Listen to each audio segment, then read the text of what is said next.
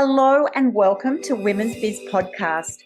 I'm Annie Gibbins, founder and CEO of Women's Biz Global, and I invite you to get comfortable and listen in on candid conversations I have with fascinating women from around the globe. Business leaders, entrepreneurs, humanitarians, athletes, and a whole lot of regular people. Tune in as they let their guard down and open up on aspects of their business and life journey, how they measure success, and what they have learned along the way. These conversations aim to inspire you to embrace opportunities and possibilities beyond the limits of your imagination. Reclaim your power, strength, and vulnerability. Stand in your truth and propel yourself towards the life you dream to live.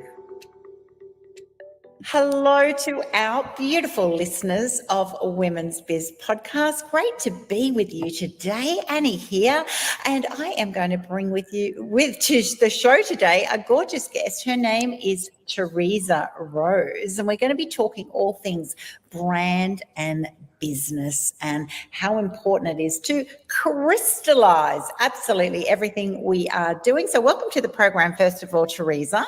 Thank you, Annie, for having me. I'm excited to have a great conversation today.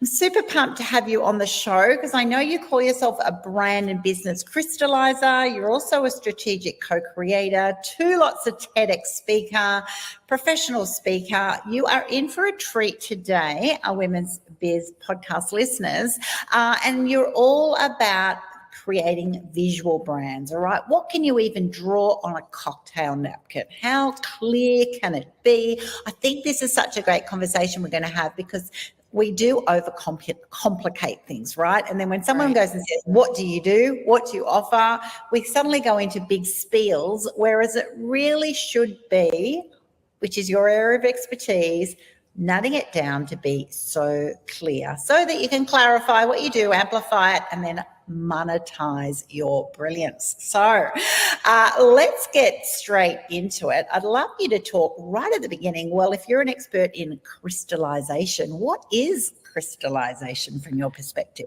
Crystallization is all about taking the essence of who we are and being able to draw it so clearly that you could draw it on a cocktail napkin, that a child could understand it. Crystallization is that process that you distill out through all the noise and the words and the thought spaghetti. You distill it all down to its very essence of what makes you shine. And that level of clarity that we can possess is really, to me, like a key. That crystallization is like literally a spirit print key that unlocks your possibility, your potentiality in all the ways that you want to shine in the world. The ways that people read you, listen to you, watch you, interact with you, and then ultimately do business with you. So why is it so hard to do? It should be the easiest thing, like just do, the essence of what you offer, why you're in business. But it's so hard for so many people. Why? Oh, totally. Well, there's a lot of reasons. One is it's difficult to be clear and concise. I remember it's very often misquoted, so I won't say the quote of who it's from. It's a very old quote that says, "Forgive the length of this letter. If I had more time, I would have written a shorter one." Yes, brilliant. Because it really does take a tremendous amount of mental acuity and perception and discernment and wordsmithing to be able to distill down to its essence. I liken my work to being like a brand Michelangelo, where I chip away everything that isn't David, that Michelangelo said he's in there. I just chip away all the marble that isn't him. And that's really what I see as the crystallization. That's one reason, is just the pure and simple fact that most people, especially now in this distracted, overwhelmed, disengaged environment, I think that a lot of people skipped English class. They didn't pay attention to comprehension and critical thinking and being able to discern and distill down. But I also think, Annie, the bigger issue isn't that it's mentally challenging. I find that the biggest real opportunity is the fact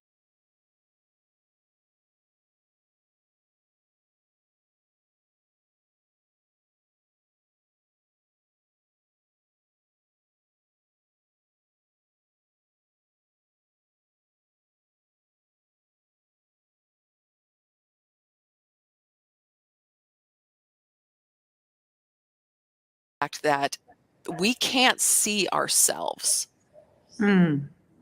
We can't see ourselves. And when I think about that statement of being seen, because I really believe that at the core, that's the work that I do. Yes, I can create beautiful visual brands, but the real sacredness of what I do is that I see people. And when I think about how do we see ourselves, well, I know as a professional speaker, the last thing I want to do is watch myself or listen to myself. I mean, Yeah. it's like the most excruciating experience to go back and look at your content. And so the crystallization process that I do, I am unique in the sense that I go and find people's brilliance, what I call in the wild, where they've already been brilliant.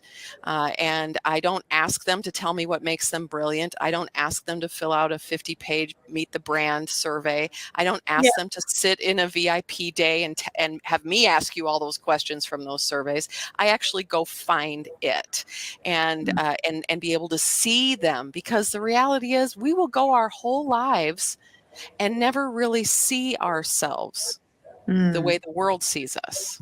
We'll just see flat reflection, and it all runs through our own prism of self-judgment anyway. And what we can't, we don't want to look at ourselves. We don't see ourselves in our full magnificence. We see too many of the flaws. We get our head in the game too much. So there's a lot of reasons why we can't do it ourselves. Beautifully said. And I think became a reality to me. I remember when I first became a CEO, 12 years ago, and I was working for a company and I'd written all of this information, and the president or the chair at the time, when I said, just put it on a one pager, and I